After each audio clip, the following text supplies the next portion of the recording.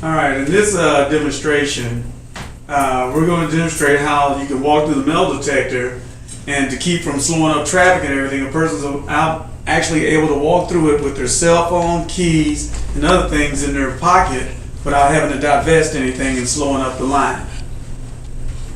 Now, if this same person goes through with a weapon, in this setting we have it set for a more stringent level, to where if you're trying to detect objects as far as knives and pocket knives and things like that, then the person will have to take their keys and cell phones and possibly their belt off, but it'll be able to pick up, the smaller items.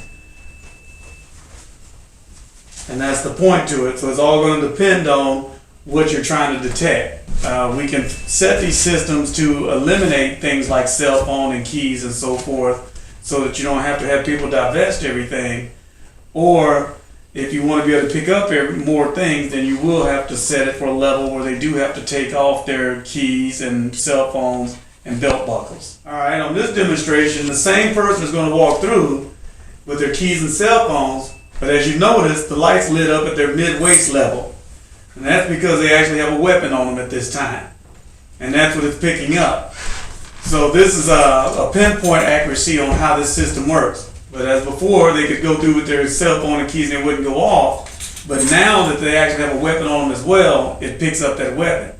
Now, if they put that weapon down in their pants leg or whatever, it's going to detect at that lower level as well. And the lights show up at the lower level. So if they had it in their boot or their foot area, then they would detect as well.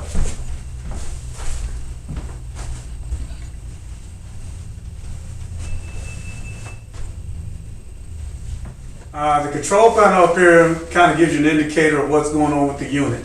You always want to make sure you got 4 dashes up here. That means everything is operating fine. If something is a small thread or interfering with it, you see how you have a couple of stars up here. It's indicating that it's picking up some type of signal. It doesn't go into alarm until it gets to the 4th star. So once you get that far, that's when you get your alarm signal. But when you're operating this system, the best way is always to look at the end cap, because that way you can tell where the threat came from. So up here, or if you want to go down here, it shows you what area to check. This is just an indicator to make sure that it's operating fine. As long as you got the 4 dashes, then that's when you allow someone to walk through.